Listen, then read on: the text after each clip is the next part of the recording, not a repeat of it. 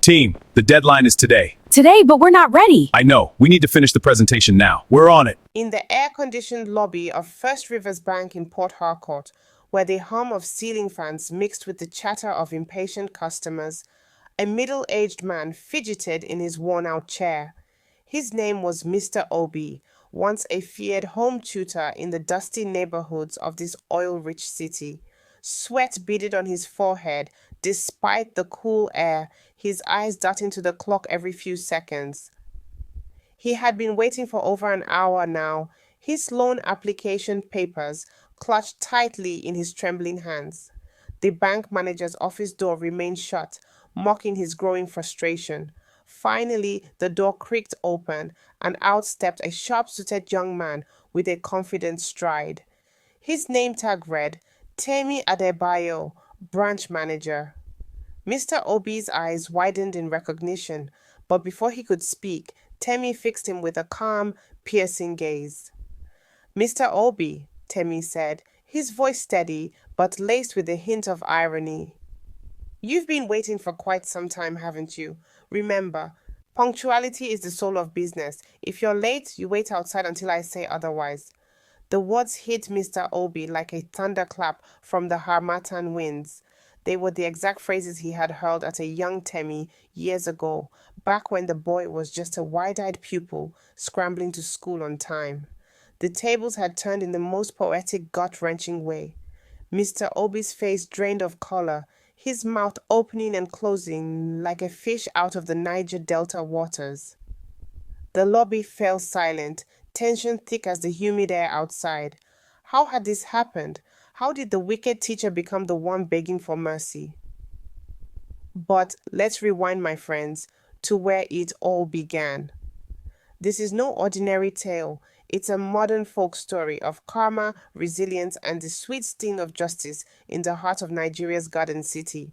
If you're hooked already, smash that subscribe button right now and turn on notifications so you don't miss the twists ahead. And drop a comment below. Where are you? Watching this from? Lagos, Abuja, or maybe overseas in London or New York? Let me know. Your stories fuel mine. Now, picture this.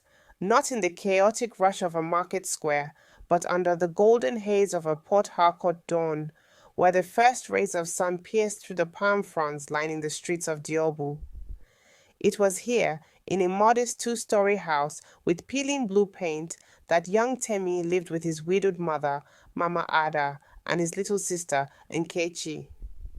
Life was simple but tough. Mama Ada sold akara and pap at a roadside stall to make ends meet after Temi's father passed away in an oil rig accident. Temi, at just 10 years old, was a bright spark, dreaming of numbers and ledgers, but school was his battlefield. Enter Mr. Obi, the home tutor hired by Mama Ada to give Temi extra lessons after school. Mr. Obi was a tall, stern man with a mustache that twitched like a cat's whiskers when he was angry, which was often. He came from a family of educators in the East, but life had hardened him. Discipline is everything, he'd bark, his voice echoing like a drum in the small living room turned classroom. Temi admired him at first, eager to learn math and English, but soon the wickeder side emerged. One fateful morning, Temi overslept. The roosters had crowed, but the boy, exhausted from helping Mama Ada the night before, missed his alarm. He dashed out, school bag slung over his shoulder, weaving through the Okada riders and street vendors. By the time he reached home for his afternoon lesson, he was 15 minutes late. Mr. Obi was waiting at the door, arms crossed, eyes like coals. Late again, Temi. Punctuality is the soul of business. If you're late, you wait outside until I say otherwise. And with that, he slammed the door, leaving Temi standing in the scorching sun for over an hour. The boy baked there, mosquitoes buzzing around him, his stomach growling, tears staining his eyes. Neighbors peeked from windows whispering, but no one dared intervene. When Mr. Obi finally let him in, the lesson was rushed and Temi's spirit was bruised. This wasn't a one-off. It became a pattern. Late by 5 minutes, wait 30. Late by 10, an hour. Mr. Obi justified it as building character, but to Temi it was pure wickedness. The emotional toll mounted, humiliation in front of friends, the physical drain of standing in heat or rain. Mama Ada pleaded once, but Mr. Obi dismissed her. Madam, if you want your son to succeed, he must learn the hard way. As days turned to weeks, Temi's resentment grew, fueling a fire in his belly. He vowed silently, under the stars visible from his rooftop, that one day he'd rise above this. But little did he know, the path ahead was riddled with more trials, heartbreaks, and unexpected allies. Temi's childhood in Port Harcourt wasn't all gloom. The city, with its mix of gleaming oil company, high rises, and gritty slums, offered pockets of joy. Weekends meant playing, and football on makeshift pitches near the creeks, where the water shimmered like oil slicks under the sun. Temi's best friend Kemi, a lanky boy with a gap-toothed grin, would join him, dreaming of becoming Super Eagle stars. One day we'll leave this place, Temi, Kemi would say, kicking a ragged ball. You'll be rich and I'll score goals for Nigeria. But Mr. Obi's lessons loomed like a dark cloud. The tutor wasn't just strict, he had a sadistic streak. He'd mock Temi's mistakes. Boy, are you daft? Even I'm a not goat could daft, solve I'm this just equation. confused. The words cut All right, deep, all right. eroding Temi's confidence. Yet, paradoxically, they sharpened his mind. Temi studied harder at night, poring over borrowed textbooks by kerosene lamp, determined not to give Mr. Obi more ammunition. One evening, after a particularly grueling wait outside, this time in a downpour that soaked Temi to the bone, Mama Ada confronted Mr. Obi. Sir, this is too much. He's just a He's just a child. Her voice trembled, hands calloused from frying akara.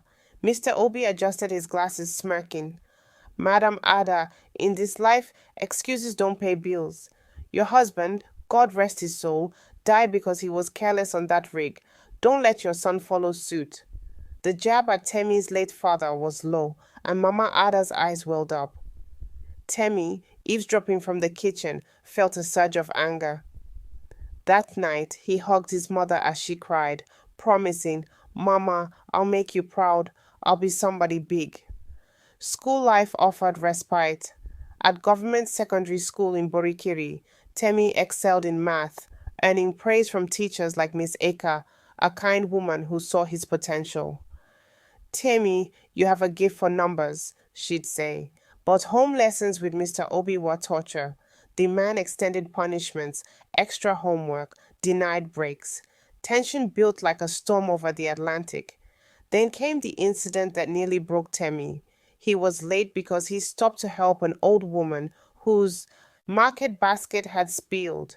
Arriving 20 minutes tardy, Mr. Obi locked him out for 2 hours.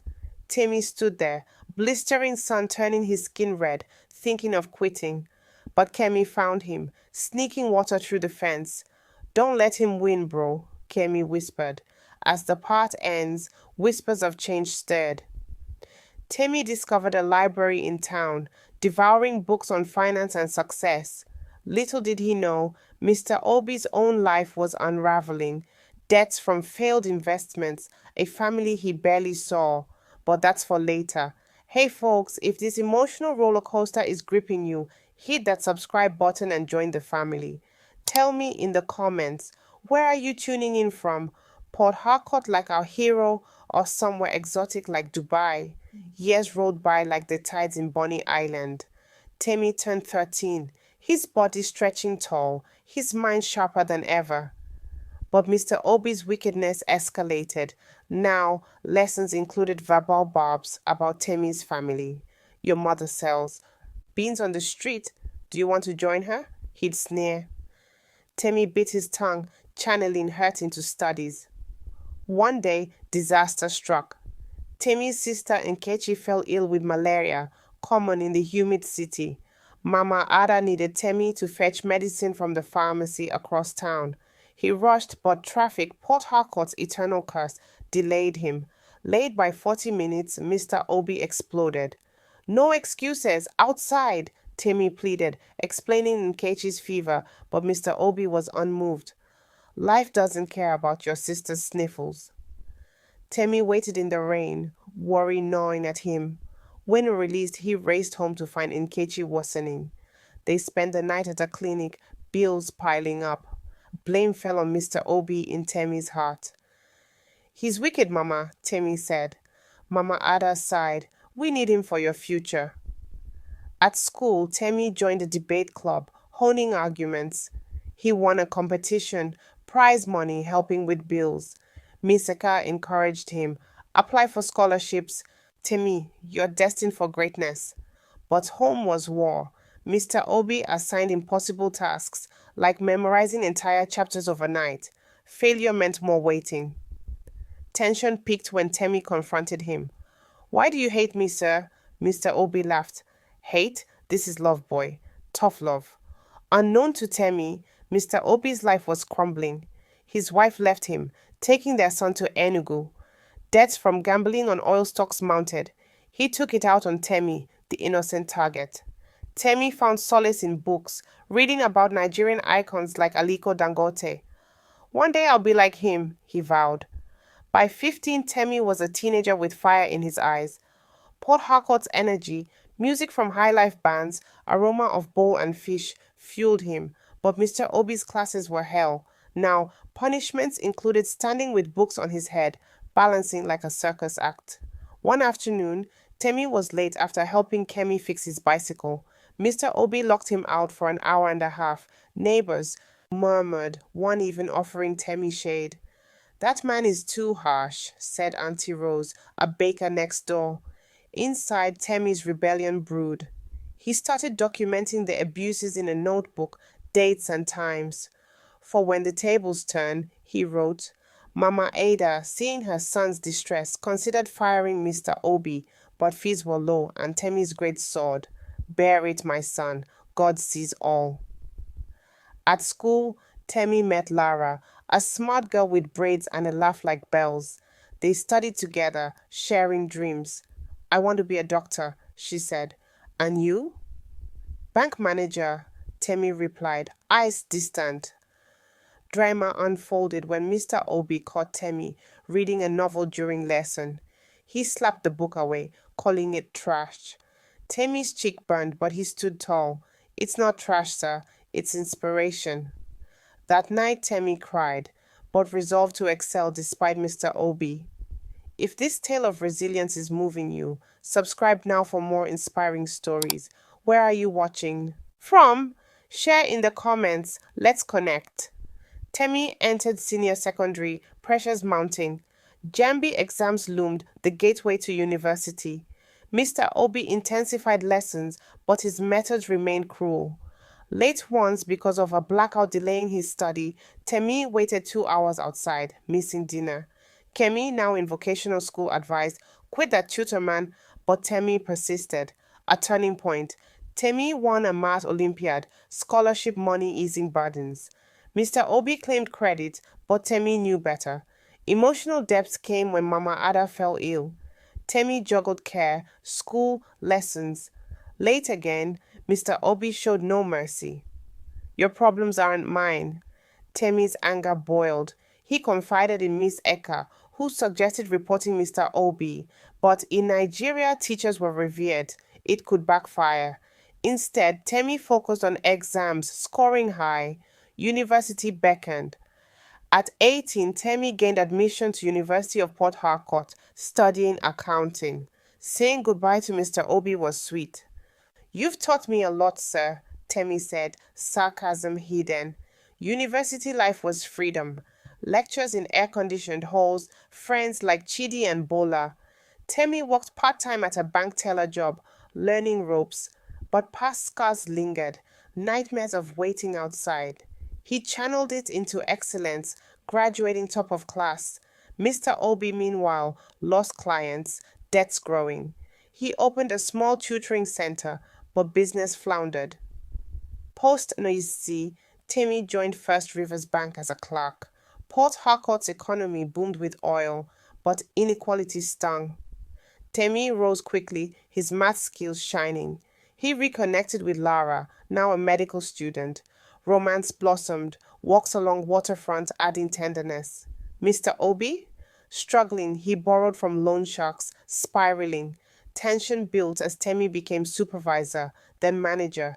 News of his success reached Mr. Obi, who dismissed it. Temi married Lara, Nkechi thriving as a nurse. Mama Ada retired, proud. Mr. Obi hit rock bottom, business failing, health declining. He needed a loan for medical bills. Fate intervened. He applied at Temi's bank. Mr. Obi entered the bank, unaware of Temi's position. When called, recognition dawned. Temi, professional, reviewed the application, but memories flooded. He decided, make him wait. As Mr. Obi waited, flashbacks for both. Temi pondered forgiveness versus justice. Mr. Obi regretted his harshness. Hey, if this dramatic build-up has you on the edge, subscribe and bell up. Where from? Comments below. Temi emerged delivering the line. Mr. Obi broke down apologizing. I was wrong, Temi. Life humbled me. Temi forgave, approving the loan with advice. They talked, Mr. Obi sharing his pains. Temi offered mentorship to Mr. Obi's son. Years later, Temi mentored youth, teaching kindness. Mr. Obi reformed, tutoring gently. And so, the folktale ends. What goes around comes around in Port Harcourt streets. If you love this epic, subscribe for more. Where are you watching from? Let's hear it.